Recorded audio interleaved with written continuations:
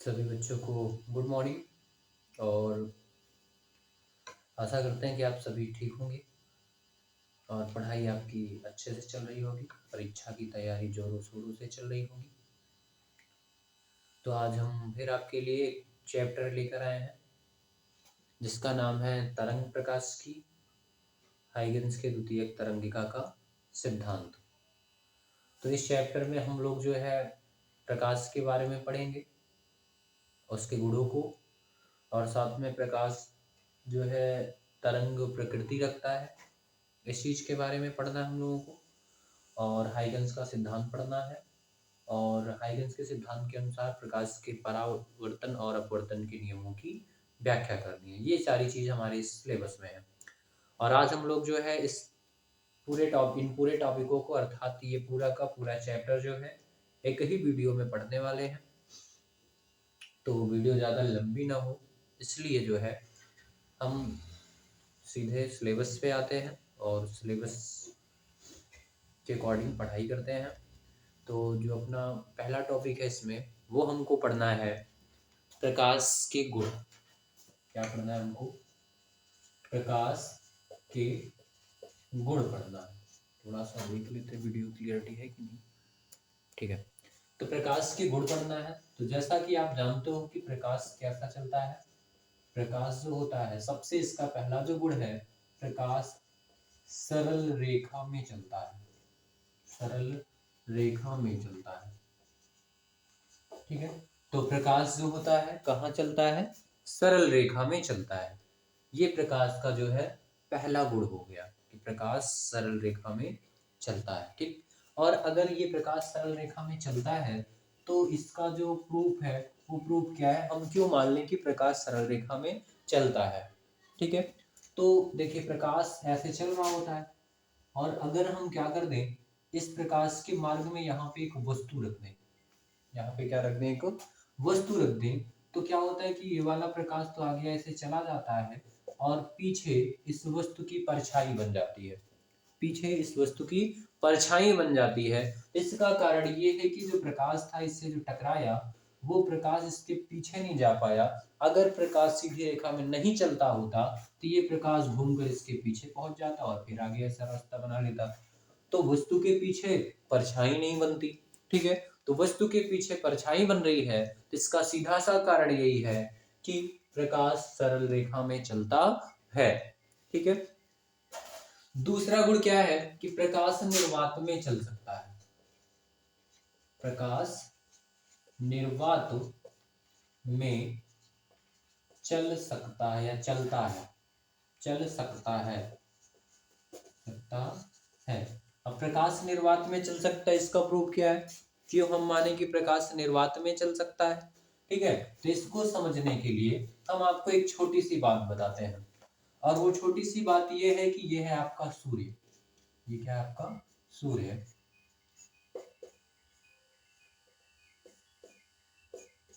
ठीक है, ये सूर्य है जिसको आप सन कहते हो। ठीक है, और यहाँ पे अपना पृथ्वी है, यहाँ पे अपना पृथ्वी है। ठीक है, अब ये पृथ्वी है, पृथ्वी के चारों ओर ये वो स्थान है जहाँ पे पृथ्वी का वायुमंडल उपस्थित है। ठीक है, ये पृथ्वी के चारों ओर का वो स्थान है जहाँ पे पृथ्वी का वायुमंडल उपस्थित है। ठीक है, तो पृथ्वी का जो वायुमंडल है वहां तो धूल, मिट्टी, वायु, नमी, जल इत्यादि के कण उपस्थित होते हैं। लेकिन इसके ऊपर क्या होता है? इसके ऊपर और सूर्य से लेकर यहाँ तक कोई भी कण उपस्थित नहीं होता है। और जहाँ पे कोई कण कुछ ना हो, उसी को तो हम बोलते हैं क्या? निर्वात। और सूर्य से प्रकाश की जो किरणें हैं वो पृथ्वी तक आ रही हैं, तो इसका मतलब इस निर्वात से होती हुई आ रही हैं।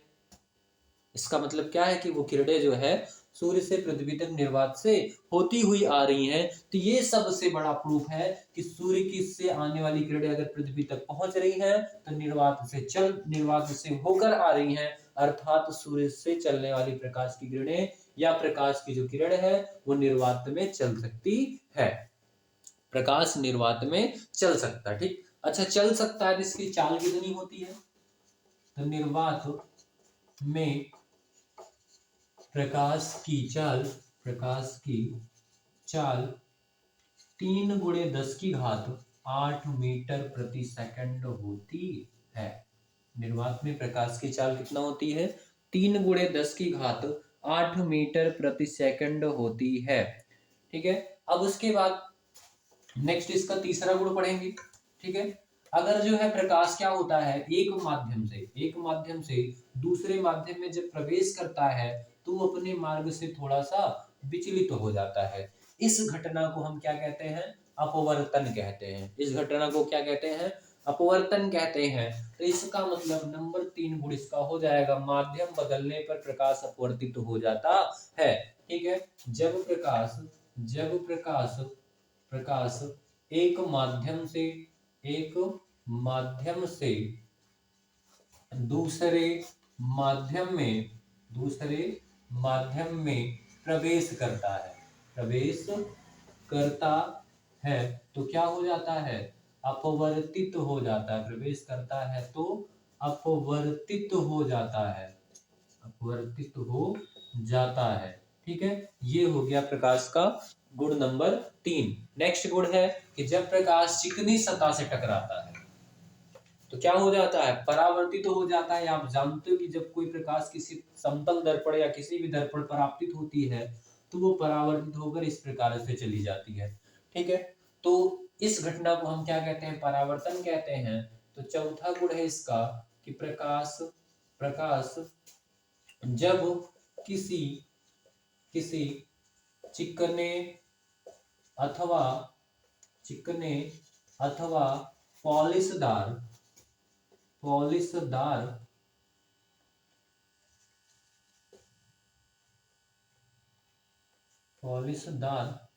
तल पर आपतित होता है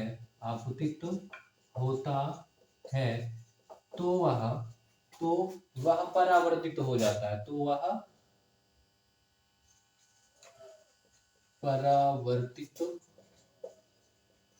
जाता है।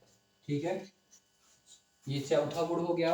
अब हम प्रकाश का पांचवा गुण पढ़ने वाले हैं। पांचवा गुण क्या होता है कि जब प्रकाश जो होता है किसी तीक्ष्ण किनारों से गुजरता है तो वह अपने मार्ग से थोड़ा सा विचलित हो जाता है। ठीक है, इस घटना को हम कहते हैं प्रकाश में विवर्तन कहते हैं। इस घटना को क्या कहते हैं? प्रकाश से विवर्तन या प्रकाश का विवर्तन। पांचवा, प्रकाश में विवर्तन की घटना होती है। विवर्तन की घटना होती है। अच्छा, विवर्तन है क्या, इसके बारे में थोड़ा सा भी जान लेते हैं, फिर आगे एक चैप्टर है उसमें पढ़ेंगे हम लोग कि विवर्तन है क्या। तो जब प्रकाश किसी किनारे से, कोने से, तीक्ष्ण कोने से गुजरता है तो वो क्या हो जाता है कि अपने मार्ग से थोड़ा सा आंशिक रूप से विचलित हो जाता है। इसी घटना को प्रकाश का विवर्तन कहते हैं। जब प्रकाश किसी तीक्ष्ण किनारे से गुजरता है तो वह आंशिक रूप से विचलित हो जाता है। तो देखिए, प्रकाश में क्या होता है? विवर्तन की घटना होती है। विवर्तन की घटना है क्या? जब प्रकाश किसी तीक्ष्ण किनारे से गुजरता है तो वह अपने मार्ग से विचलित हो जाता है आंशिक रूप से थोड़ा सा। इसी घटना को हम क्या कहते हैं? विवर्तन कहते हैं। ठीक है, प्रकाश में व्यतिकरण होता है। छठवां गुण क्या है? प्रकाश में व्यतिकरण होता है। अब ये व्यतिकरण क्या है भाई? प्रकाश में व्यतिकरण होता है तो व्यतिकरण है क्या चीज, इसको थोड़ा सा हम जान लेते हैं। तो व्यतिकरण क्या है कि जब जो है किसी माध्यम में दो प्रकाश की तरंगें एक साथ संचरित होती हैं तो इनका अध्यारोपण हो जाता है। अध्यारोपण का मतलब इनके इसमें जो माध्यम के कणों का जो विस्थापन है उनका सदिश योग के बराबर एक नई तरंग का निर्माण हो जाता है। इसी घटना को हम क्या कहते हैं? व्यतिकरण कहते हैं। एग्जाम्पल के लिए, आप एक रूम में एक बल्ब जलाओ, उसके बाद एक और जला दो तो काफी उजाला हो जाता है। ठीक है, तो होता क्या है कि वहां पे जो है जो तरंग होती है, एक प्रकाश की तरंग जो है वो दूसरे के साथ क्या कर लेती है, सदी वो उस जो एक प्रकाश की तरंग में कणों का विस्थापन है वो दूसरे प्रकाश की तरंगों के कणों के विस्थापन के सदिश योग के बराबर एक नई तरंग का निर्माण हो जाता है, जिसको हम क्या कहते हैं? व्यतिकरण कहते हैं। और व्यतिकरण में और घटनाएं भी होती हैं जिसको हम आगे पढ़ने वाले हैं। ठीक है। तो उसमें व्यतिकरण में कभी कभी क्या हो जाता है कि जब तरंगे संचरित होती हैं तो इनका जब सदिश योग करते हैं तो कभी कभी जो है किसी बिंदु पर तरंगों की तीव्रता जो है घटकर शून्य हो जाती है और किसी बिंदु पर बहुत ज्यादा बढ़ जाती है। तो ऐसा भी होता है कि एक स्थान पे अंधेरा हो जाता है और बगल में दूसरे स्थान पर काफी उजाला हो जाता है। तो इस घटना को भी हम क्या कहते हैं, व्यतिकरण कहते हैं। और व्यतिकरण का सही डिफिनेशन यही है कि जब एक माध्यम में दो तरंगों को एक साथ संचरित कराया जाता है तो माध्यम की किसी बिंदु पर तरंग की तीव्रता बढ़ जाती है और किसी बिंदु पर तरंग की तीव्रता घट जाती है, जिसको हम क्या कहते हैं, व्यतिकरण कहते हैं। तो ये चीज हम लोग पढ़ने वाले अगले चैप्टर में, इसके बाद का जो चैप्टर है वहां पे पढ़ेंगे। ठीक है। तो प्रकाश में कौन सी घटना होती है, व्यतिकरण की घटना होती है। ठीक है। सातवां गुण इसका क्या है कि जब प्रकाश किसी धातु की सतह पे आपतित होता है, जब प्रकाश किसी धातु पर पड़ता है, जब प्रकाश किसी धातु पर पड़ता है तो वह धातु से क्या करता है, इलेक्ट्रॉन को उत्सर्जित कर देता है। तो वह धातु से इलेक्ट्रॉन को उत्सर्जित कर देता है, इलेक्ट्रॉन को उत्सर्जित कर देता है। ठीक है। जब जो है क्या होता है, प्रकाश धातु की सतह पर पड़ता है तो धातु की सतह से वह इलेक्ट्रॉन को उत्सर्जित कर देता है। ठीक है। आठवां गुण है जब प्रकाश जो है, जब प्रकाश को किसी ध्रुवक से गुजारा जाता है, जब प्रकाश को किसी ध्रुवक से गुजारा जाता है तो प्रकाश में ध्रुवण हो जाता है, तो प्रकाश का ध्रुवण हो जाता है। ठीक है। अब ध्रुवण कैसे हो जाता है, जो अध्रुवित प्रकाश होते हैं, जो प्रकाश चलता है तो उसमें जो माध्यम के कण होते हैं वो सभी दिशाओं में ऐसे कंपन कर रहे होते हैं। जब प्रकाश किसी माध्यम में चलता है तो माध्यम के कण क्या कर रहे होते हैं, सभी दिशाओं में इस प्रकार से कंपन कर रहे होते हैं। ठीक है। तो जब इसको किसी ध्रुवक से गुजारते हैं, ऐसे किसी ध्रुवक से जब गुजारते हैं तो इसमें से जब ये प्रकाश गुजरता है जिसके सभी दिशाओं के कंपनों के वैद्युत वेक्टर खत्म हो जाते हैं, केवल एक ही दिशा के वैद्युत वेक्टर के कंपन निर्गत प्रकाश में होते हैं। तो इस प्रकार से ये अध्रुवित प्रकाश किसमें बदल जाता है, ध्रुवित प्रकाश में। इस घटना को हम क्या कहते हैं, ध्रुवण कहते हैं। तो जब प्रकाश एक ध्रुवक से गुजरता है, जब अध्रुवित प्रकाश ध्रुवक से गुजरता है तो वो कैसे हो जाता है, ध्रुवित प्रकाश में कन्वर्ट हो जाता है। इस घटना को हम ध्रुवण कहते हैं। तो प्रकाश में ध्रुवण की भी घटना होती है। ठीक है। तो देखिए, प्रकाश सरल रेखा में चलता है, प्रकाश निर्वात में चल सकता है, प्रकाश जब माध्यम बदलता है तो अपवर्तन हो जाता है, और जब प्रकाश किसी चिकने तल से टकराता है तो परावर्तन हो जाता है, और उसके बाद जब प्रकाश तीक्ष्ण किनारे से गुजरता है तो प्रकाश का विवर्तन हो जाता है। और जब प्रकाश एक माध्यम में दो दो तरंगों को एक साथ संचरित कराया जाता है तो उसमें क्या हो जाता है, तरंगों के अध्यारोपण के बाद किसी बिंदु पर तरंग की तीव्रता बढ़ जाती है और किसी बिंदु पर तरंग की तीव्रता घट जाती है, जिसको हम लोग क्या कहते हैं, व्यतिकरण कहते हैं। और फिर उसके बाद जो है जब प्रकाश धातु की सतह पे आपतित होता है तो धातु की सतह से इलेक्ट्रॉन को उत्सर्जित कर देता है। एग्जाम्पल के लिए सोलर सेल हो गया। ठीक है। फिर उसके बाद जो है प्रकाश जब किसी ध्रुवक से गुजरता है तो अध्रुवित प्रकाश ध्रुवित प्रकाश में कन्वर्ट हो जाता है, जिसको हम कहते हैं कि ध्रुवण होता है। तो प्रकाश में ध्रुवण की घटना घटती है। ठीक है। इन सभी चीजों को हम आगे फिजिक्स में, इसी फिजिक्स में पढ़ने वाले हैं।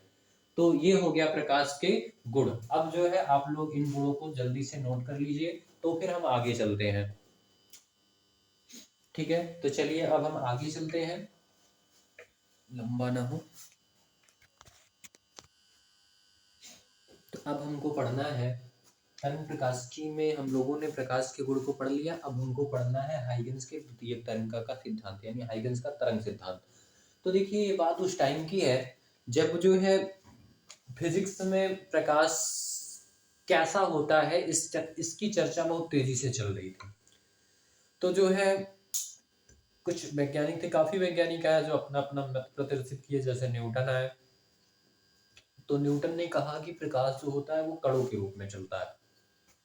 कैसे चलता है, कणों के रूप में। ठीक है। तो कणों के रूप में जो प्रकाश चलता है, और उन्होंने कहा कि जो कण होते हैं वो मासलेस होते हैं, उनका रेस्ट द्रव्यमान शून्य होता है, और एक बात उन्होंने ये बोली थी, और हाँ, वो कण प्रकृति को लेकर अपवर्तन परावर्तन की व्याख्या भी कर दिए थे, काफी चीज को डिफाइन कर दिए थे उन्होंने। लेकिन उन्होंने एक बात बोली थी कि जो प्रकाश होता है वो विरल माध्यम में, प्रकाश की चाल जो होती है विरल माध्यम में कम होती है और सघन माध्यम में ज्यादा होती है। ठीक है, ये उन्होंने ऐसा कहा। तो बाद में जो है एक प्रैक्टिकल हुआ जिसके दौरान ये देखा गया कि प्रकाश का जो चाल होता है वो विरल माध्यम में जो है अधिक होता है और सघन माध्यम में कम होता है। तो इससे जो है न्यूटन की थ्योरी खारिज हो गई। ठीक है, तो फिर उसके बाद जो है हाइगन्स आया। तो हाइगन्स ने कहा कि प्रकाश जो होता है वो कण प्रकृति नहीं रखता है, बल्कि प्रकाश जो होता है वो तरंग प्रकृति रखता है। तो वैज्ञानिकों ने कहा अच्छा ठीक है, आप कह रहे हो अगर तरंग प्रकृति रखता है तो चलिए इसके बारे में समझाइए, और आप इसको लेकर अपवर्तन परावर्तन व्यतिकरण विवर्तन ध्रुवण और प्रकाश विद्युत प्रवाह जैसी घटनाओं का जो है आप जो है वो व्याख्या कीजिए इसकी सहायता से। तो हाइगन्स ने क्या कहा कि हाइगन्स, और उन्होंने कहा कि प्रकाश को चलने के लिए माध्यम की आवश्यकता होती है। ठीक है, उन्होंने कहा क्योंकि जिस टाइम हाइगन्स ये तरंग सिद्धांत प्रतिपादित किए थे उस टाइम पर केवल यांत्रिक तरंगों की खोज हुई थी, यांत्रिक तरंगों की ही खोज हुई थी। तो लोग यांत्रिक तरंगों के बारे में ही उस टाइम पर जानते थे, उनको जो है ये विद्युत चुंबकीय तरंग का ज्ञान नहीं था उस टाइम पर। ठीक है, तो हाइगन्स ने कहा कि प्रकाश जो है एक प्रकार की तरंग है, तो चूंकि यांत्रिक तरंगों को चलने के लिए माध्यम की आवश्यकता होती है। ठीक है, तो हाइगन्स ने कहा कि एक माध्यम ईथर है, एक माध्यम क्या है, ईथर है, और ये जो ईथर है ये सर्वव्यापी माध्यम है। कैसा माध्यम है, सर्वव्यापी माध्यम है, मतलब कि, और पहली बात, दूसरी बात, इसका जो घनत्व होता है बहुत कम होता है। ईथर क्या है, सर्वव्यापी माध्यम है, और इस ईथर माध्यम का जो घनत्व होता है वो सबसे कम होता है, बहुत कम होता है, इसलिए जो है इसमें प्रकाश की चाल बहुत अधिक होती है। और ये जो माध्यम है ये ऐसा माध्यम है जो हर वस्तु में प्रवेश कर सकता है, हर जगह पर क्या कर सकता है, ये प्रवेश कर सकता है। तो उन्होंने ऐसे एक माध्यम की कल्पना की और बताया कि इस ईथर माध्यम में जो है प्रकाश के चलने के लिए जितने गुणों की आवश्यकता है वो सभी गुण इसमें उत्पन्न है। इस ईथर माध्यम में क्या है, प्रकाश के चलने के लिए जितने गुणों की आवश्यकता है वो सारे के सारे गुण इस ईथर माध्यम में उपस्थित है। ठीक है, तो ऐसे जो है हाइगन्स ने जो है एक कल्पना दी, परिकल्पना दी, और जिसके आधार पर इन्होंने प्रकाश को तरंग बताया। और वो भी कौन सा तरंग बताया, इन्होंने प्रकाश को अनुदैर्घ्य तरंग बताया। कौन सा तरंग बताया, अनुदैर्घ्य तरंग बताया। और अनुदैर्घ्य तरंग मानते हुए इन्होंने प्रकाश के अपवर्तन परावर्तन और व्यतिकरण की व्याख्या कर दी। ठीक है, फिर उसके बाद जो है बाद में जो है जब ध्रुवण की व्याख्या करने की बात आई तो ये फेल हो गए। तो फिर मैक्स प्लांक आए और उन्होंने कहा कि प्रकाश जो होता है ये अनुदैर्घ्य तरंग नहीं बल्कि अनुप्रस्थ प्रकृति रखता है। ठीक है, तो फिर बाद में प्रकाश को अनुप्रस्थ मानकर ध्रुवण की भी व्याख्या कर दी गई। ठीक है, तो अब थोड़ा सा हम जानेंगे कि ये हाइगन्स ने जो तरंग सिद्धांत दिया था उन्होंने इसके बारे में क्या क्या बातें बताई और इसको कैसे प्रतिपादित किया। तो चलिए अब हमको पढ़ना है हाइगन्स के द्वितीयक तरंगिका का सिद्धांत। हाइगन्स के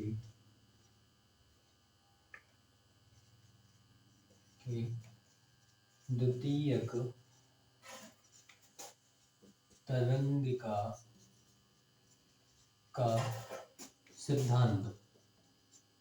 तो देखिए हाइगन्स के द्वितीयक तरंगिका के सिद्धांत के अनुसार हाइगन्स ने जो है क्या बताया था, हाइगन्स ने कहा कि जो तरंग हो, जो प्रकाश होता है जब वो किसी स्रोत से निकलता है, जैसे मान लीजिए एक स्रोत है, ठीक है, ये ऐसा एक स्रोत है, तो जब प्रकाश किसी स्रोत से निकलता है इस स्रोत के चारों ओर, स्रोत के चारों ओर उपस्थित जो माध्यम के कण होते हैं वो कंपन करने लगते हैं।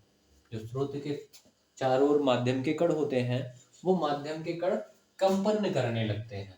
और यदि हम इनके कंपन की दिशा के लंबवत कोई पृष्ठ खींचे, कंपन की दिशा की लंबवत कोई पृष्ठ खींचे तो इस पृष्ठ को तरंगाग्र कहते हैं।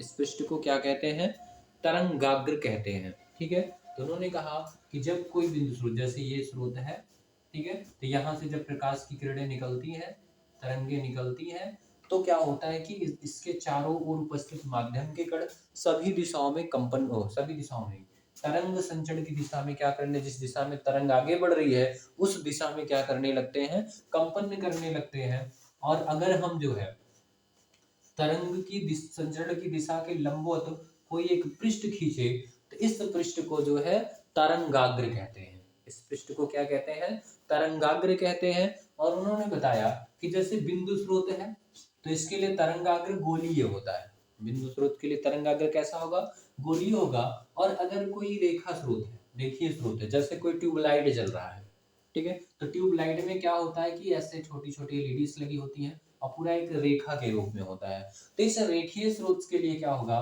कि यहाँ से जब सभी दिशाओं में जब तरंगे निकलेंगी तो ऐसे ऐसे फैलेंगी, ठीक है, ऐसे ऐसे फैलेंगी। तो फिर इसके जब पृष्ठ पर, यानी कि इसके इन पृष्ठों को मिलाता हुआ अगर हम कोई स्पर्श रेखा खींचेंगे तो ये जो बनेगा एक बेलनाकार आकृति का निर्माण हो जाएगा। ठीक है, तो इस रेखा स्रोत के लिए जो तरंगाग्र होगी वो कैसी हो जाएगी, वो बेलनाकार हो जाएगी। ठीक है, और अगर कोई समतल स्रोत है, ठीक है, यानी कि समतल तल में जो है तरंगे संचरित हो रही हैं, समांतर तरंगे संचरित हो रही हैं, तो इस समांतर तरंगों के लिए जो इसका तरंगाग्र होगा वो इस प्रकार से हो जाएगा, समतल हो जाएगा इस प्रकार से। तो ये तरंगे ऐसे आ रही हैं तो इसके तरंग संचरण की दिशा के लंबवत तो इसका तरंगाग्र हो जाएगा, समतल हो जाएगा, यानी समांतर अगर कोई तरंग संचरित हो रही है तो उसके लिए तरंगाग्र कैसा हो जाएगा, समतल हो जाएगा। ठीक है, तो ये जो है हाइगन्स के द्वितीयक तरंगा के सिद्धांत में से पहला पॉइंट था। पहले पॉइंट में हाइगन्स ने क्या कहा, पहले पॉइंट में हाइगन्स ने क्या कहा, हाँ तो देखिए हाइगन्स की प्रथम तरंग के सिद्धांत के अनुसार क्या था, हाइगन्स ने कहा कि जब जब किसी किसी स्रोत से तरंगे निकलती हैं, या किसी तरंग स्रोत से तरंगे तरंगे निकलती हैं तो माध्यम के कण कंपन करने लगते हैं। माध्यम के कण क्या करने लगते हैं, कंपन करने लगते हैं। ठीक है, और माध्यम के जिस बिंदु पर, या माध्यम के जिस पृष्ठ पर, या माध्यम में खींचा गया वह पृष्ठ, माध्यम में खींचा गया वह पृष्ठ जहां पर, या जिस पर उपस्थित माध्यम के कण समान कला में कंपन करते हैं उसे तरंगाग्र कहते हैं। उसे तरंगाग्र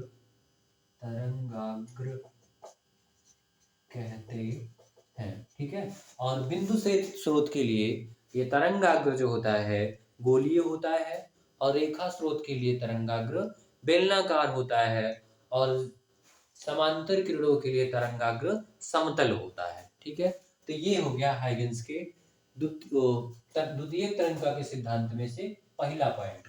दूसरा पॉइंट उन्होंने क्या कहा, तो दूसरा पॉइंट उन्होंने कहा कि जो, जैसे एग्जाम्पल यहाँ से देखिए बिंदु स्रोत है, इससे तरंगे निकली तो इसका ये हो गया प्रथम तरंगाग्र।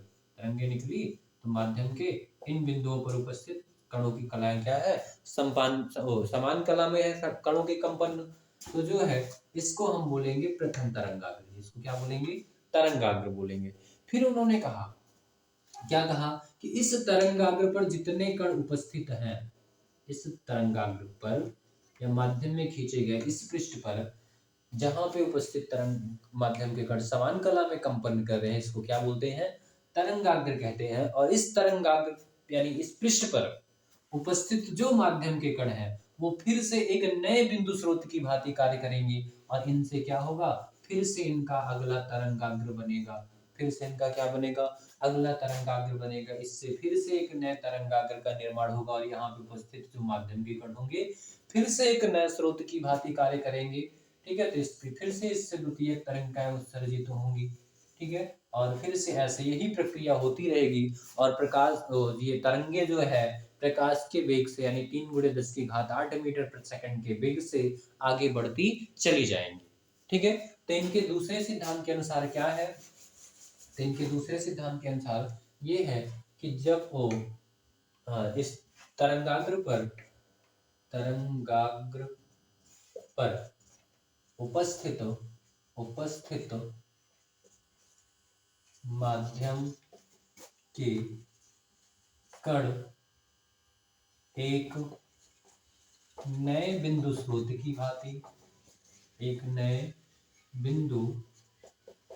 स्रोत की भांति कार्य करते हैं। नए बिंदु स्रोत की भांति कार्य करते हैं। और इनसे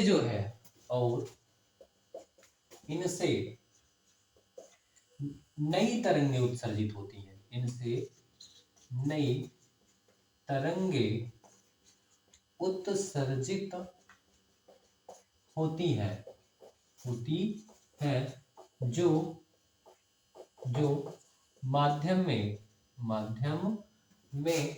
पहली तरंगे, मतलब जैसे ये पहली बिंदु स्रोत से जब तरंगे निकली थी तो जिस चाल से वो तरंगे आगे बढ़ी थी, ठीक उसी चाल से इन बिंदु स्रोतों से जो नई तरंगों का निर्माण होगा, नई तरंगे जो उत्सर्जित होंगी, वो तरंगे भी उसी चाल से आगे बढ़ेंगी जिस चाल से पहले वाली तरंगे आगे बढ़ रही थी। तो क्या होगा? और इनसे नई तरंगे उत्सर्जित होती हैं जो माध्यम में पहली तरंग की चाल से आगे बढ़ती हैं।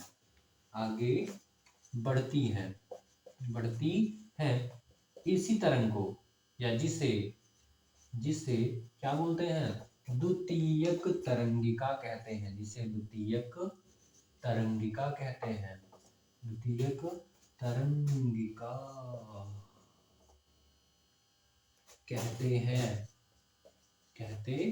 हैं।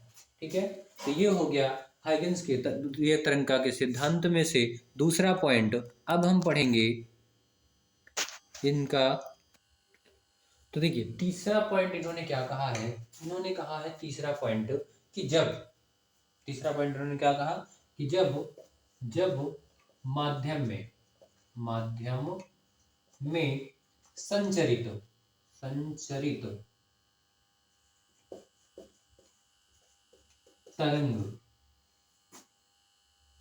में संचरित तरंग का अनुवालोक तरंग को स्पर्श करता हुआ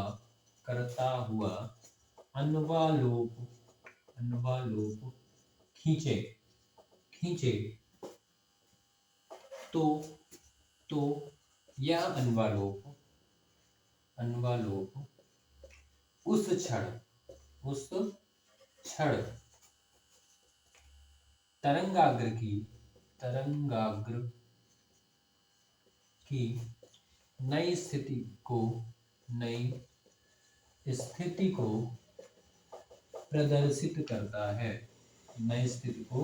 प्रदर्शित करता है। ठीक है, तो ये है हाइगन्स के द्वितीयक तरंगिका का सिद्धांत। द्वितीयक तरंगिका का सिद्धांत का क्या है? इन्होंने सबसे पहले कहा कि माध्यम में अगर कोई प्रकाश स्रोत है तो उससे जब तरंगे निकलती हैं तो माध्यम के कण तरंग संचरण की दिशा में कंपन करने लगते हैं। ठीक है, और फिर यदि हम इस माध्यम में कोई ऐसा पृष्ठ खींचे जहां पे उपस्थित माध्यम के कणों के कंपन की कला समान हो तो इस पृष्ठ को तरंगाग्र कहते हैं। फिर उन्होंने कहा कि इस तरंगाग्र पर उपस्थित माध्यम के जो कण हैं वो एक नए बिंदु स्रोत की भांति कार्य करते हैं। इससे नई तरंगें उत्सर्जित होती हैं। जो तरंगे प्रारंभिक चाल से माध्यम में आगे संचरित होती हैं और किसी भी क्षण ये तरंग अगर संचरित हो रहे तो किसी भी बिंदु पर इन तरंगों को स्पर्श करता हुआ अगर कोई अनुवालोक खींचा जाए तो ये अनुवालोक नए तरंगाग्र की स्थिति को प्रदर्शित करता है। इसको 3 पार्ट में डिवाइड किया गया और यही है हाइजेंस के द्वितीयक तरंगिका का सिद्धांत है। ठीक है, अब हम लोग जो है इस द्वितीयक तरंगिका के सिद्धांत के आधार पर अपवर्तन और परावर्तन की व्याख्या करेंगे। तो आप इसका स्क्रीनशॉट ले लीजिए, फिर हम आगे चलते हैं।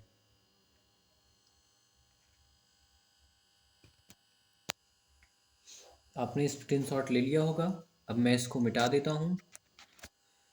तो चलिए थोड़ा सा हाइजेंस के द्वितीयक तरंगिका के सिद्धांत के आधार पर अब हम लोग पढ़ने वाले हैं प्रकाश के परावर्तन की व्याख्या।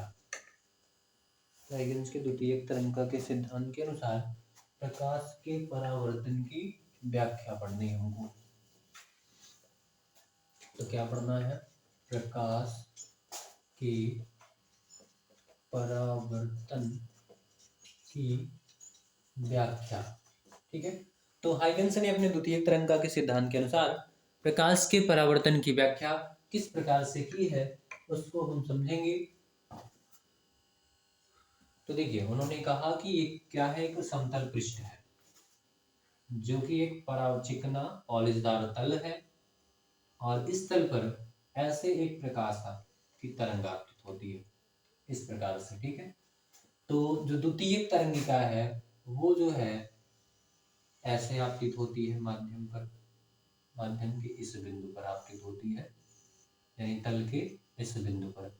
इस बिंदु का नाम हम दे रहे हैं ए और इस बिंदु का नाम दे रहे हैं ए डैश।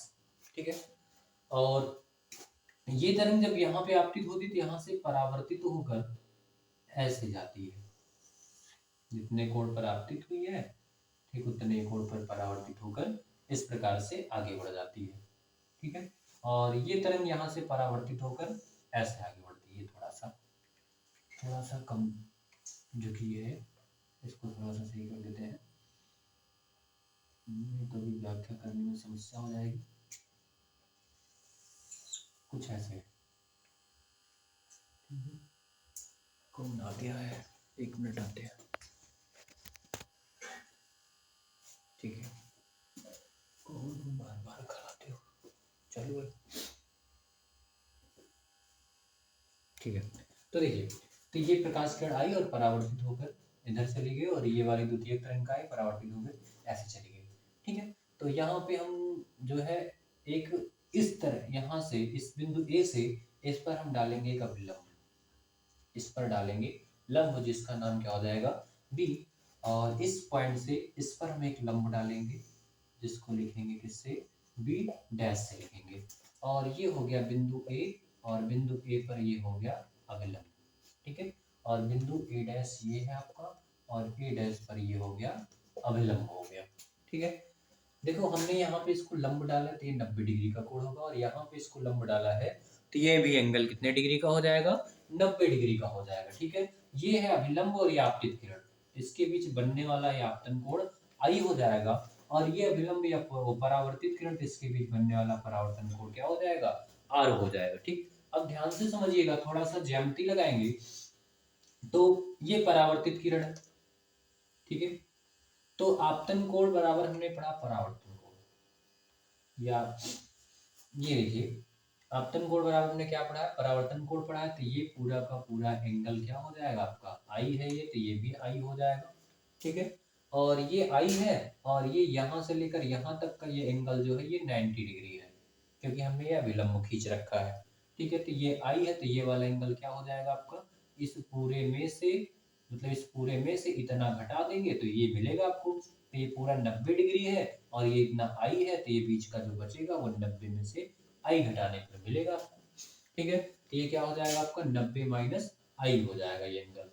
ठीक है, ये एंगल अपना आई है तो ये 90 माइनस आई हो जाएगा, और ये अगर 90 माइनस आई है, ये वाला एंगल अगर 90 माइनस आई है और ये 90 है, तो त्रिभुज के तीनों कोणों का योगफल 180 होता है। और 180 होने के लिए जो है ये 90 माइनस आई है, तो इसको क्या होना पड़ेगा, आई होना पड़ेगा। ठीक है, तो ये एंगल अपना क्या हो जाएगा, आई हो जाएगा। ठीक है भाई, इन दोनों का योगफल आई वो 90 आना चाहिए ना, क्योंकि एक तो 90 है, तो त्रिभुज के बाकी बचे दोनों कोणों का योगफल भी 90 होना चाहिए। तो 90 माइनस आई, और इसमें प्लस आई करेंगे तो आई से आई कैंसिल, 90 आ जाएगा, 90 90 180 हो जाएगा। ठीक, तो ठीक उसी प्रकार हम इधर देखेंगे, ये एंगल आपका कितना हो गया आई, ये आर है, ये एंगल कितना है आपका आर है। ठीक है, तो अपवर्तन परावर्तन के नियम से आपतन कोण और ये परावर्तन कोण दोनों बराबर हो जाएगा, तो ये भी आपका इतना आर और हो जाएगा। और ये यहाँ से लेकर यहाँ तक 90 डिग्री है, और उसमें से इसको जब हम घटाएंगे तो नीचे जो ये छोटा सा एंगल बना है, ये नीचे वाला छोटा सा एंगल, ठीक है, ये कितना मिल जाएगा आपको 90 माइनस आर। ठीक है, क्योंकि पूरा 90 और 90 में से इतना घटा देंगे तो ये मिलेगा 90 माइनस आर। और इस वाले त्रिभुज में ये जो त्रिभुज बना है ए बी ए डैश, इस त्रिभुज में ये एंगल हो गया 90 माइनस आर, ये 90, तो ये पूरा क्या हो जाएगा आपका, ये जो पूरा का पूरा एंगल है ये हो जाएगा आपका कितना, आर हो जाएगा। ठीक है, यहाँ से हम इसको हटा देते, नहीं तो बाद में कंफ्यूज करेंगे, यहाँ से इसको भी हटा देते, नहीं तो बाद में ये आपको क्या करेंगे, कंफ्यूज कर देंगे। ठीक है, तो इन चीजों को मैं हटा दिया। कौन नलायक है,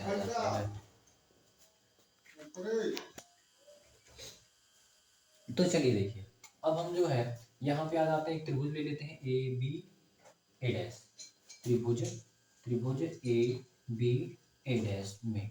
ठीक है, ले लेते हैं हम क्या, sine A B A dash में आर एंगल बना है, तो साइन साइन आर बराबर हो जाएगा, इस आर के सामने की ये भुजा लंब यानी कि ए डैश बी, लंब हो गई ए डैश बी बटे कर्ण हो जाएगा आपका ए डैश बटे ए डैश। ठीक है, और त्रिभुज अगला वाला त्रिभुज है आपका A B dash A dash, त्रिभुज A B dash A dash में ले लेंगे हम लोग जो है साइन, इसमें एंगल कितना है आपका, एंगल है आई, तो साइन आई बराबर इसके सामने की भुजा, इस एंगल के सामने की ये भुजा लंब यानी कि कौन सी, ए बी डैश बटे आधा कर्ण, यही हो जाएगा लंबी भुजा ए डैश। इसको समीकरण नंबर 1 नाम दे दीजिए, इसको समीकरण नंबर 2 नाम दे देते हैं। समीकरण 1 में 2 से भाग देने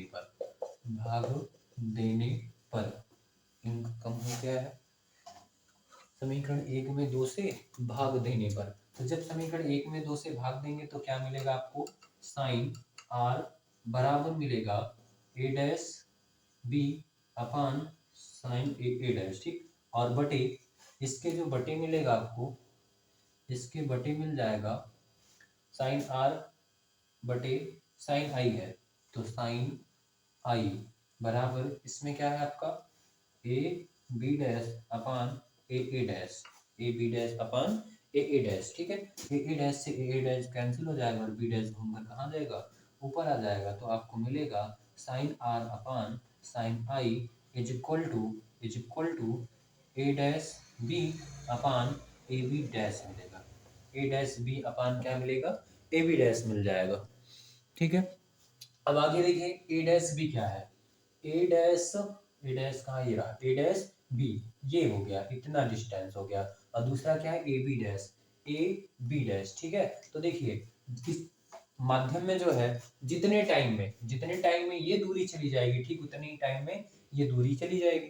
ठीक है, दोनों में समय बराबर लगेगा, एक ही माध्यम है चूंकि, तो इसमें जो है चाल भी बराबर हो जाएगी, तो दूरी बराबर होता है चाल गुणे समय। आपने पढ़ा है ना, क्या पढ़ा है, चाल बराबर दूरी बटा समय, तो दूरी बराबर चाल गुणे समय पढ़ा है। ठीक है, चाल गुणे क्या पढ़ा है, समय, तो दूरी को किससे लिखा है, यहाँ पे क्या है आपका ए बी डैश, दूरी हो गया ए बी डैश बराबर चाल बी गुणे टाइम टी। ठीक है, तो बी टी हो जाएगा, और फिर उसके बाद जो है दूसरी दूरी क्या है, जितने टाइम में ये तरंग यहाँ से यहाँ पहुंचेगी उतने टाइम में ये तरंग यहाँ से यहाँ पहुंचेगी, ए बी डैश, यहाँ से क्या हो जाएगा ए बी डैश, अच्छा एक मिनट मैंने क्या कर दिया, ए डैश बी था, ये ए डैश बी था, और ये हो जाएगा अपना ए बी डैश बराबर भी आपको क्या मिल जाएगा, बी टी ही मिल जाएगा, क्योंकि वही माध्यम उतने टाइम में चली गई दूरी। तो इन दोनों की वैल्यू हम क्या कर देंगे, यहाँ पे पुट कर देंगे, तो हमको मिलेगा sine R upon sine I. Sine R upon sine I is equal to A B dash की वैल्यू क्या मिल गई हमको, वी टी मिल गई, ठीक है। और बटे A B dash sorry A dash B की वैल्यू, ए डैश बी की वैल्यू वी टी मिली है, और ए बी डैश की वैल्यू भी क्या मिली हमको, वी टी मिली है, वी टी एक अन्नम वी टी, तो हमको मिल गया sine R upon sine I is equal to 1, ये भाग में उधर जाएगा गुणे में, तो साइन आर बराबर क्या मिलेगा आपको, साइन आई, साइन से साइन कैंसिल, आर बराबर मिल गया आपको आई, जिसको आप लिख सकते हो आई बराबर आर, अर्थात आपतन कोण बराबर परावर्तन कोण, यही तो था परावर्तन का नियम, ठीक है, ये आई है। अब जो है आप इसका स्क्रीनशॉट ले लीजिए, तो अब हम पढ़ेंगे अपवर्तन के नियम की व्याख्या। तब तक मैं इंक डाल लेता हूं, आप स्क्रीनशॉट ले लीजिए। तो चलिए अब हम पढ़ लेते हैं प्रकाश के अपवर्तन के नियम की व्याख्या। तो हाइगन्स ने अपवर्तन के नियम की व्याख्या करने के लिए ये कर दिया, ठीक है, ये दोनों माध्यमों का तल हो गया, इधर हो गया आपका पहला माध्यम, ठीक है, और इस माध्यम में प्रकाश की चाल v1 है, और इसका जो अपवर्तनांक है n1 है, इसको बाद में बात करेंगे, अभी अपवर्तनांक की कोई बात नहीं है, ठीक है। और ये हो गया आपका नीचे इसका दूसरा माध्यम हो गया, इसमें प्रकाश की चाल कितना है, v2 है, ठीक है। तो हाइगन्स ने कहा कि जब ये प्रकाश की तरंग आ रही है और ये इस माध्यम में जो है थोड़ा सा विचलित होते हुए अपने मार्ग से अपवर्तित होते हुए इस प्रकार से चली गई, ठीक। और इस पॉइंट पर अगर हम खींचे अभिलंब हो, तो ये हो जाएगा आपका आपतन कोण आई, और ये हो जाएगा अपवर्तन कोण आर हो जाएगा, ठीक है। इसी प्रकार जब इसकी द्वितीय तरंग का इस माध्यम में प्रवेश करेगी आएगी, तो वो भी अपने मार्ग से अपवर्तित हो जाएगी, थोड़ा सा विचलित हो जाएगी, और इस प्रकार से जो है इस माध्यम में आगे बढ़ेगी, ठीक है। और फिर उसके बाद जो है यहाँ पे अगर हम खींचे अभिलंब हो, तो ये हो जाएगा आपका आपतन कोण आई, और ये हो जाएगा अपवर्तन कोण आर हो जाएगा, ठीक है। अब हम इस पॉइंट से इस पॉइंट को नाम दे रहे हैं ए, और इस पॉइंट को नाम दे रहे हैं ए डैश। तो पॉइंट ए से जो है इस द्वितीय तरंगिका पर हम क्या डालेंगे, अभिलंब डालेंगे, यानी कि जिसको आप कहते हो तरंगाग्र खींचेंगे, ठीक है। तो यहाँ से हम अभिलंब डाल दिए इस पर, और जिसका नाम दे दिए बी, और इस बिंदु ए डैश से इस पर लंब डाल दिए हैं, और इस पॉइंट का नाम दे दिए हैं बी डैश, ठीक। तो ये एंगल आपका आर है, और ये लंब है, दोनों ये आर है, और आप जानते हो कि हमने अभिलंब खींच रखा है, तो ये पूरा कितना हो जाएगा 90। तो यहाँ का ये वाला एंगल जो बनेगा, ये 90 में से इसको घटाएंगे, तो ये क्या हो जाएगा 90 माइनस आर हो जाएगा, ठीक। और ये 90 माइनस आर, ये 90 है, तो ये कितना हो जाएगा आपका आर हो जाएगा, ठीक है। ठीक इसी प्रकार से ये एंगल आई है, तो ये पूरा 90 होता है, तो ये इतना कितना हो जाएगा 90 माइनस आई, तो ये हो जाएगा आपका 90 माइनस आई, ये 90 माइनस आई, ये 90, तो ये कितना हो जाएगा आपका एंगल आई हो जाएगा, ठीक है। अब चलिए इन दोनों त्रिभुजों को सॉल्व कर देंगे, थोड़ी सी ज्यामिति है बस।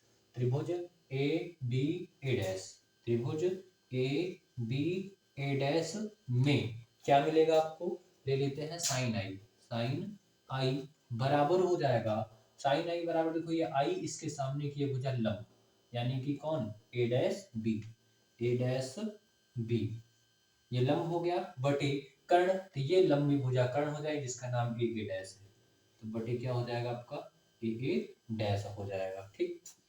और अगला त्रिभुज है ये A B dash A dash, त्रिभुज A B dash A dash में ले लेते हैं क्या, साइन आर बराबर क्या हो जाएगा, तो साइन आर ये इसके सामने की ये भुजा लंब हो गई, और इसका नाम क्या है ए बी डैश बटे ये लंबी भुजा कर्ण हो गई ए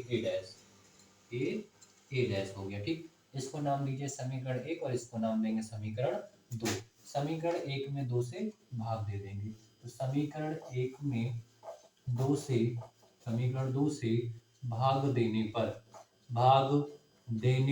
पर ठीक है, तो 1 में 2 से क्या कर देंगे, भाग दे देंगे, तो भाग देंगे तो इसमें मिलेगा आपको साइन आई अपान दूसरे में क्या है साइन आर, साइन आई अपान क्या मिल जाएगा, साइन आर मिल जाएगा, जिसमें साइन आई क्या है आपका A dash B upon A dash है, और बटे इसमें क्या है आपका A B dash upon A dash, ठीक है।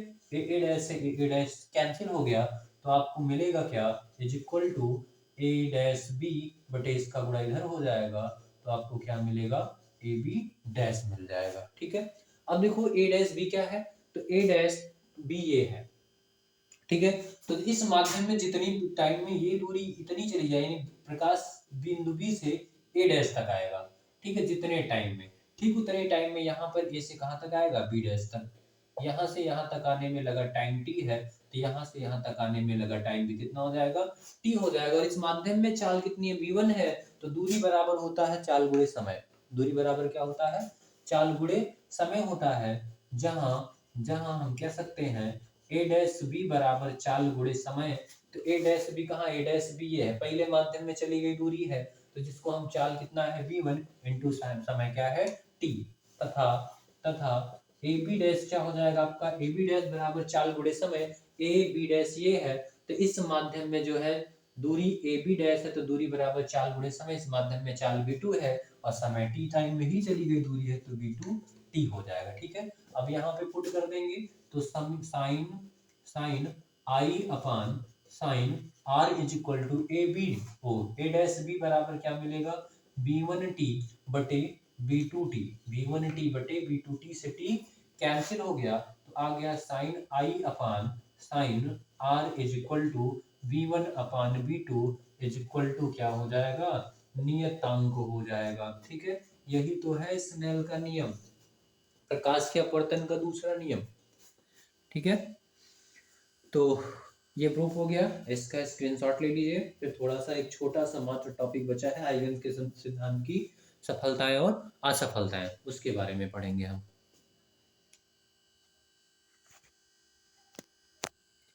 तो स्क्रीनशॉट ले लिया, चलिए फिर आगे चलते हैं, इसको मिटाते हैं।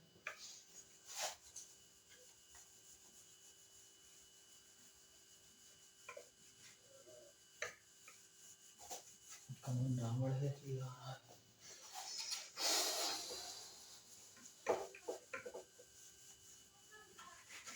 चलिए, तो अब हमको पढ़ना है हाइगन्स के हाइगन्स के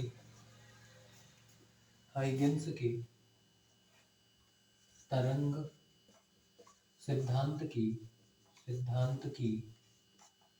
सफलताएं। ठीक है, तो सबसे पहली सफलता तो ये जो हमने अभी अभी पढ़ा। ठीक है, हाइगन्स के सिद्धांत के अनुसार प्रकाश के अपवर्तन और हाइगन्स जो है प्रकाश के अपवर्तन और परावर्तन की व्याख्या करने में सफल रहे। ठीक है, तो इसके अनुसार प्रकाश के परावर्तन तथा अपवर्तन की व्याख्या की जा सकी। ठीक है, या की व्याख्या करने में सफल रहे हाइगन्स। ठीक है, और दूसरा ये इसके अनुसार यानी कि हाइगन्स के द्वितीय तरंगिका के अनुसार जो है प्रकाश के व्यतिकरण और विवर्तन की व्याख्या करने में भी सफल रहे। इसके अनुसार प्रकाश में व्यतिकरण तथा विवर्तन की व्याख्या की जा सकी। ठीक है, और फिर उसके बाद अब इनकी असफलताएं देख लेंगे थोड़ा सा। असफलताएं कहाँ कहाँ ये असफल रहे। असफलता में नंबर एक ये है कि हाइगन्स ने प्रकाश को अनुदैर्घ्य प्रकृति माना था। ठीक है, हाइगन्स ने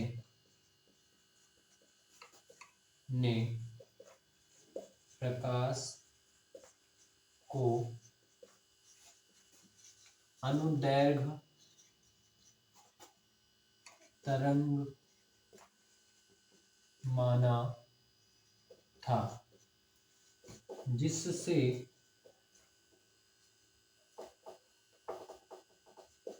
ध्रुवण की व्याख्या नहीं हो पा रही थी। ध्रुवण की व्याख्या नहीं की जा सकी। बाद में अनुप्रस्थ प्रकृति मानकर ध्रुवण की व्याख्या की गई।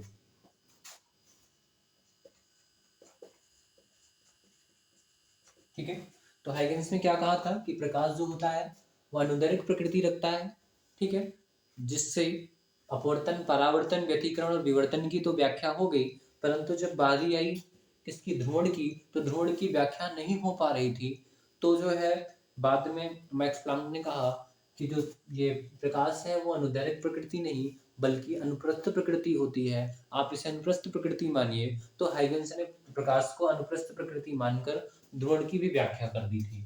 ठीक है, फिर बाद में खोज हुआ प्रकाश वैद्युत प्रभाव की, तो इसका जो दूसरा प्रभाव है प्रकाश वैद्युत प्रभाव, जिसको हमने आपको बताया था कि धातु की सतह पर जब प्रकाश आपतित होता है तो वह इलेक्ट्रॉन उत्सर्जित कर देता है। ठीक है, इसको हम प्रकाश वैद्युत प्रभाव कहते हैं। तो प्रकाश वैद्युत प्रभाव की व्याख्या नहीं की जा सकी, नहीं की जा सकी, की जा सकी। ठीक है, इसकी व्याख्या करने में असफल हो गया किसका, हाइगेंस के द्वितीयक तरंग का सिद्धांत। तो फिर बाद में जो है न्यूटन की कण प्रकृति यानी कणिका सिद्धांत के अनुसार जो है इसकी व्याख्या की जा सकी। ठीक है, तो ये हो गया इनकी सफलता और असफलताएं। अब इस चैप्टर में हमको इतना ही पढ़ना था जो कि हमारा हो चुका है। तो चलते हैं, अब हम फिर मिलेंगे नेक्स्ट वीडियो में। तब तक के लिए बाय बाय, और आप अच्छे से पढ़ाई करिए और 2024 में होने वाले बोर्ड एग्जाम में अच्छे से अंक अर्जित कीजिए, और रिजल्ट आने पर अपने अंकों को जो है कमेंट बॉक्स में टाइप कर कर बताना नहीं भूलिएगा। चलते हैं, शुभ विदा।